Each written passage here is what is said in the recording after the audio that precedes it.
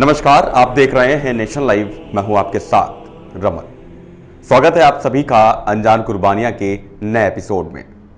भारत की आजादी और अखंडता बनाए रखने में जहां एक ओर पुलिस और सेना बड़ी भूमिका निभाती है, तो वहीं दूसरी छोर पर भारत के जासूस बिना किसी मेडल और वाहवाही के अपनी जान गंवाने को तैयार रहते हैं। रॉ, ये नाम सबने सुना होगा, कभी टीवी में तो कभी अजीत डोभाल के परिप्रेक्ष्य में।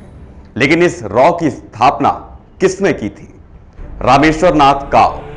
ये नाम है भारत के उस लेजेंडरी जासूस का जिसकी वजह से इंटेलिजेंस एजेंसी रॉ यानी रिसर्च एंड एनालिसिस विंग का गठन हुआ। काव को देश के उन इंटेलिजेंस ऑफिसर्स की कैटेगरी में रखा जाता है जिन्होंने सुरक्षा के क्षेत्र को पूरी तरह से बदल कर रख दिया।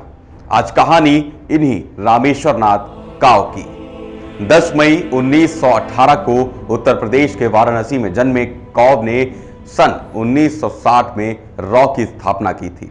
मूल रूप से कश्मीरी पंडित काव के नेतृत्व में रॉ देश की वह पहली एजेंसी थी जिस पर बाहरी ताकतों से देश को बचाने का जिम्मा था। काव और उनके ऑफिसर्स की वजह से ही सिक्किम भारत का हिस्सा बन सका था। रामेश्वर नाथ काव को रामजी काव के नाम से भी जानते थे। सन 1947 में जब भारत आजाद हुआ और दो टुकड़ों में बटा, तो काव को इंटेलिजेंस ब्यूरो यानी आईबी में जगह मिली। यहां पर उन्हें एक और legendary intelligence officer Bholanath Malik के निर्देशन में ट्रेनिंग हासिल हुई। आईबी में रहते हुए काव ने देश के कुछ जाने माने केसेस को हैंडल किया, जैसे 1950 के मध्य में कश्मीरी प्रिंसेस का केस। इसके साथ ही सन 1971 में जब बांग्लादेश को आजादी मिली, तो उसमें भी काव ने एक बड़ा रोल अदा किया।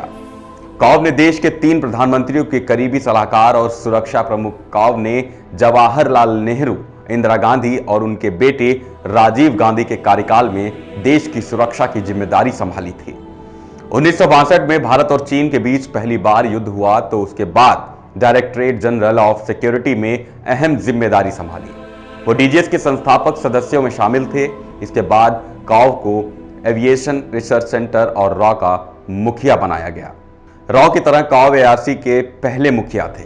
सिर्फ स्पाई मास्टर होना ही काव की एकमात्र विशेषता नहीं थी। उन्होंने रॉ में 250 जासूसों को ट्रेनिंग दी। उनकी टीम को काव बॉयज कहा जाता था। काव के बारे में बहुत कम ही लोग जानते हैं कि उन्होंने अपने साथ पूर्व में हुई घटनाओं को टेप रिकॉर्डर में रिकॉर्ड किया था।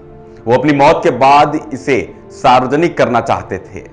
काव को इंटेलिजेंस गैदरिंग का महारथी माना जाता था। काव पर पूर्व रॉ ऑफिसर आर.के. यादव ने एक किताब लिखी थी। साल 2014 में रिलीज हुई किताब का टाइटल मिशन रॉ था।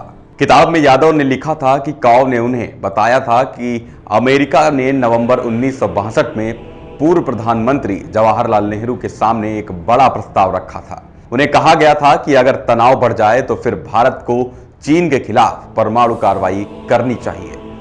नेहरू ने चीन की तरफ से एक सम्मेलन के प्रस्ताव को मानने से इनकार कर दिया था। उन्होंने चीन से मांग की थी कि उनकी सेनाओं को एलएसी से वापस हटना पड़ेगा। काव की ऐसी कई कहानी है जिसे सुनकर आपको रॉ पर गर्व होगा। आज के इस एपिसोड में इतना ही। बाकी अगले एपिसोड में होगी मुलाकात एक नई कहानी के साथ। तब तक के लिए जय हिंद, जय भारत।